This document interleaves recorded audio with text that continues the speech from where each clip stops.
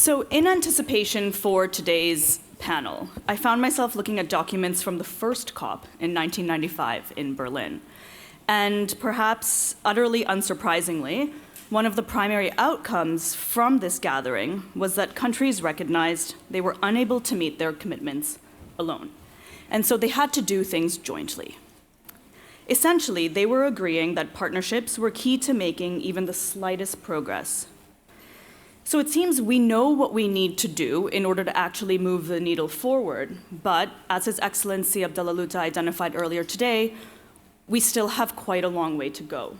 That being said, the diversity of this panel demonstrates that we can actually come together to work across sectors to positively influence change and address some of the elements of the climate crisis.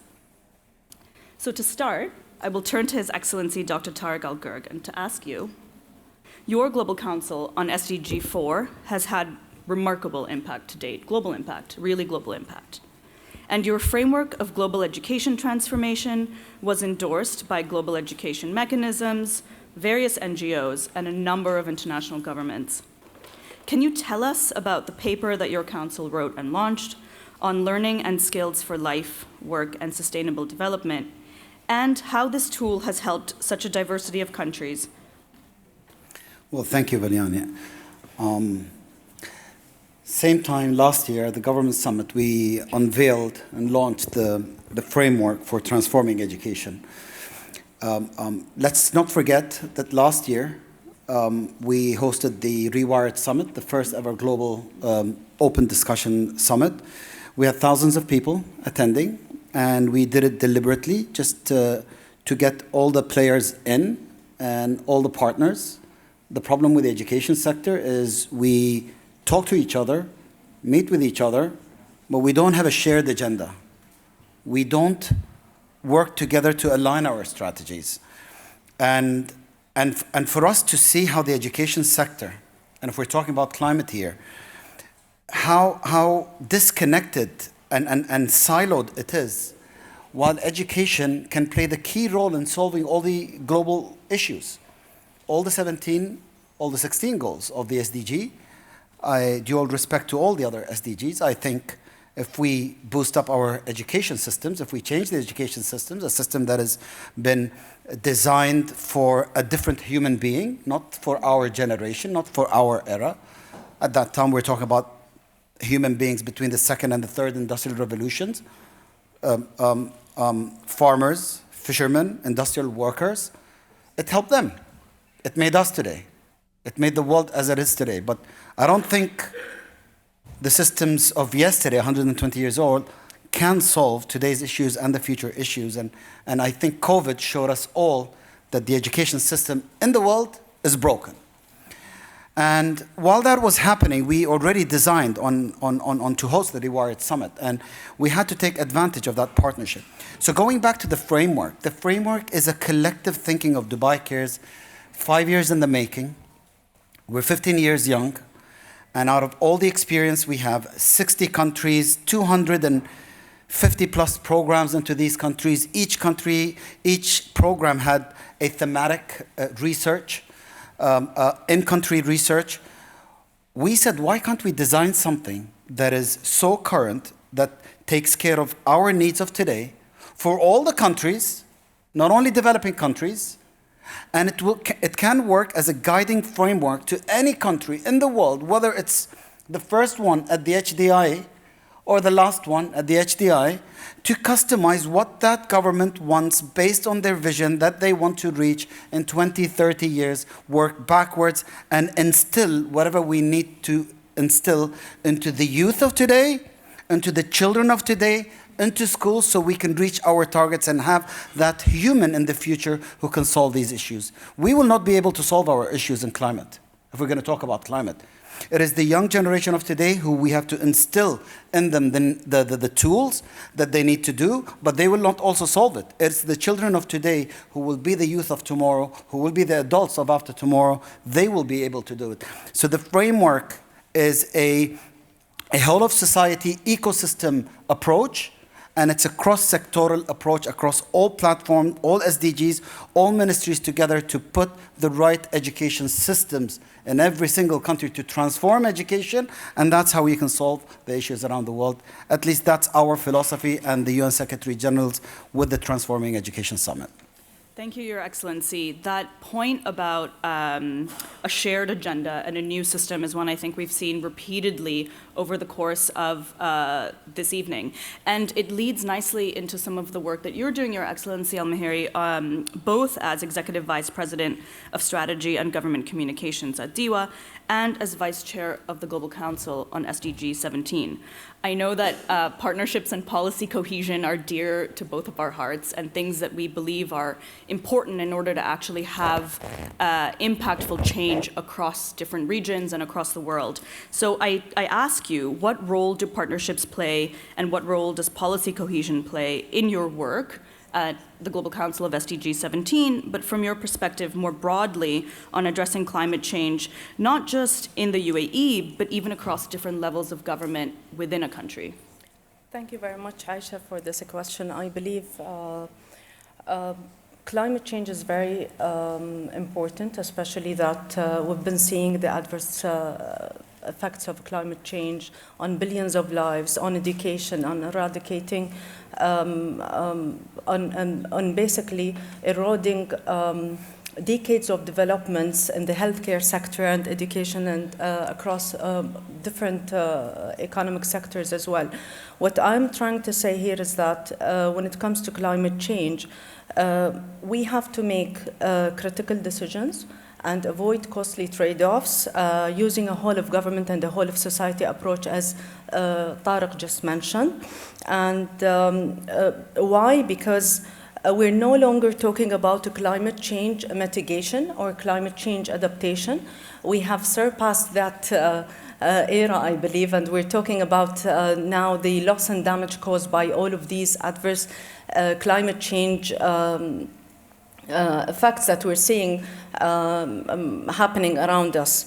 I believe addressing climate change requires a collective action and efforts, and SDG number 17 can definitely help facilitate partnerships and mobilize resources to support countries in transiting to a low carbon and more climate resilient economies. So in fact, going back to your earlier point with regards to the multilateral agreements, this just brought something very important to my mind. In fact, 2022 marked the milestone for many multilateral agreements that form the world's sustainable development landscape, one of which is the Paris Agreement on Climate Change, which was adopted by 196 countries. In fact, the UAE was one of the first countries to ratify the Paris Agreement on Climate Change, where all and countries are required today by this agreement to submit their contributions when it comes to programs, plans, and agendas in order to combat the effects of climate change, whether through reducing global warming or even having carbon emissions reductions programs in place. And for the successful implementation of this agreement, countries need financing, which is the most talked about subject, technology, capacity building, and more importantly, partnerships. But having said that, what sits at the core of all of this is PCSD, as the basically policy coherence for sustainable development, which happens to be the key. Basically, one of the most important things and arguably the most difficult element of sustainable development to achieve. Why? Because you need countries to collectively agree and collaborate and align their mandates, their resources and financing within a solid governance framework and structure to be able to report on implementation and collective progress, which I don't believe is happening at the moment. However, we are very optimistic about the way things are going, especially that SDG number 17 is so important, and so partnerships, and basically helping all of these state actors and non-state actors to collaborate and to work together for the betterment of tomorrow, and also for our generation, for the next generation to be able to live on this planet. Thank you, Your Excellency. I think 2 points that you raised around the importance of communication and actually raising awareness on the diversity of issues and challenges emerging from the climate crisis, and the importance of state and non-state actors working together leads very well to some of the work that you are doing, Ibrahim, as Chairperson of Global Council on SDG 13, but of course also in your new role as Senior Vice President for Climate and Sustainability at the Abu Dhabi National Oil Company. So can you tell us a little bit about how communications and messaging have fit into your SDGs work, and how in your new role you're working across the entirety of the UAE to drive positive change? Thank you very much. And before briefly I answer that this question, because of time, I would like to thank everyone here, including the panelists and myself, for sticking around. So thank you, guys. I really hope that we can add. It's worth listening. I'm humbled to be with Khawla and Tariq and Dr. Mahmoud, like my teachers here. So I'm really humbled. So it's worth the wait for sure. The first question is, the first part when it comes to the SDG, communication. So we looked at it, which leads, by the way, to the second part. We looked at it from an intergenerational well-being, and what triggered this actually a speech by His Highness Sheikh Mohammed bin Zayed, Allah yahfadhah, the President of the UAE, when he was one of the first people who talked about intergenerational well-being. Yes, we talk about future generations, but we are part of this generation, so we are impacted by climate. The older people also impacted by climate, be it man-made or nature disasters like what happened recently. So we went after the most active stakeholder, youth. And we put a KPI, and we looked around, and we found out that we talk about youth, but they don't have access to information. Simple as that. As we talked about it, Tariq.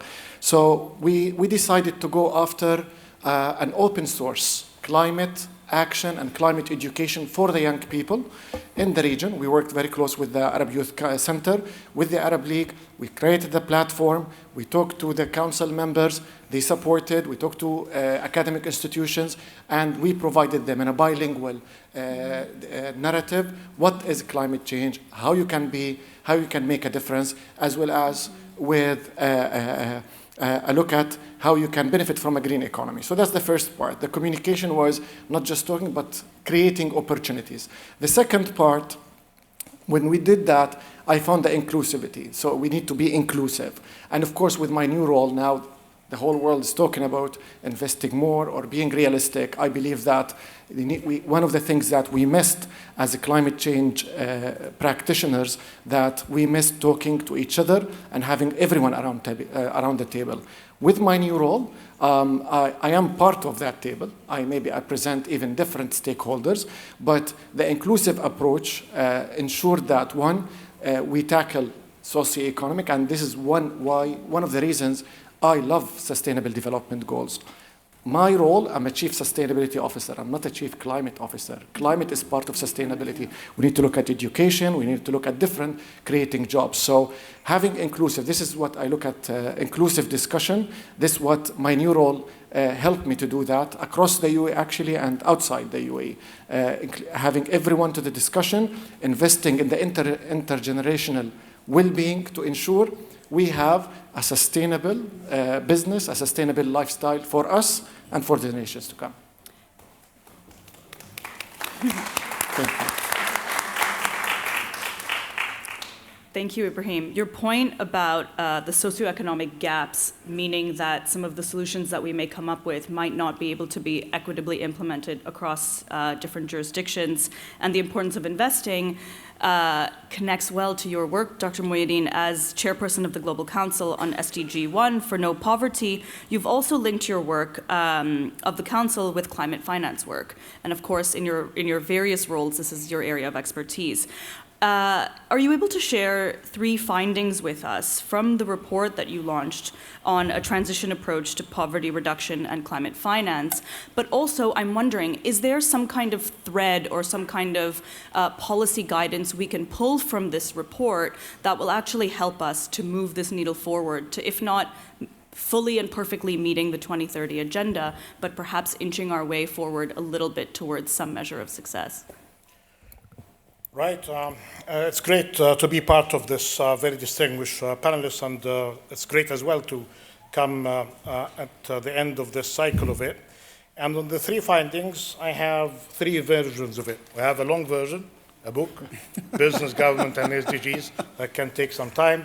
Then this is the product of the Council, Transition Approach to Poverty and Climate.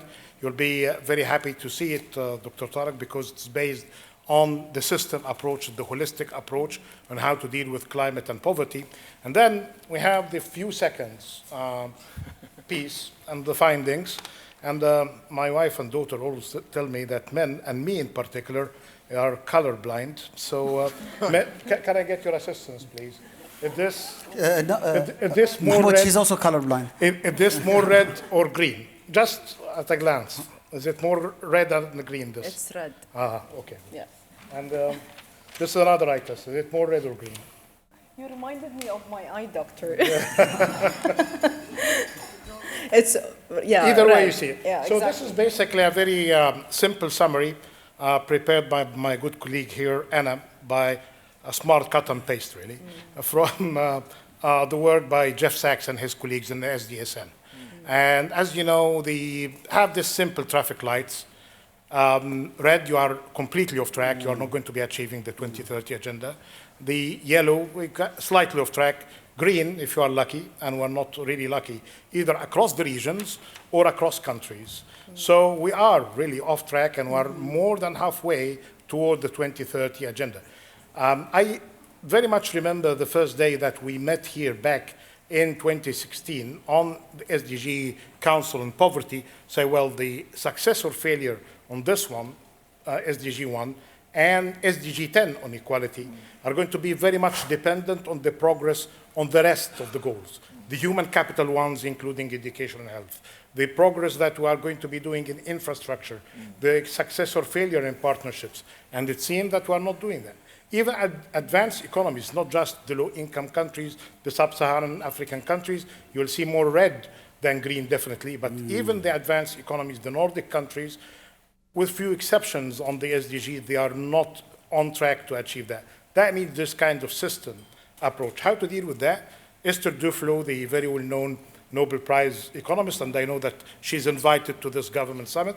She has a very simple formula, not very different from what we started. We said, by acronyms here, back in 2016, data systems, to the delight of my good brother and friend, Mr. Abdullah Rita. The second part is finance. This is the cross-cutting areas of work. Nobody can function without finance. And effective implementation using technology. Esther Duflo is saying, well, you are right, you need finance, definitely, and she got her Nobel Prize for helping and fighting poverty. You need finance, you need technology, but there is a missing aspect, which is basically leadership. And leadership here is at the 4 levels. At the global level, a few days ago, the Secretary General talked and reminded us of the sorry state of the world because of deficit in trust. At the regional level, we see some advanced regions than others. I've been monitoring the great progress of the ASEAN, for instance, great collaboration in trade, investment in technology. I wish that I can see the same in our region, the Arab countries, one day. There are a few countries trying to do a better job within the region, but not really at a kind of broader regional approach. Then at the national level, you need the leadership there, because even if you have the finance and resources, without leadership, this could be gone wasted. And the fourth, leadership at the local level. And I think the previous session that about narratives from different cases is reminding us of the importance of community on households, including women-led households. Thank you.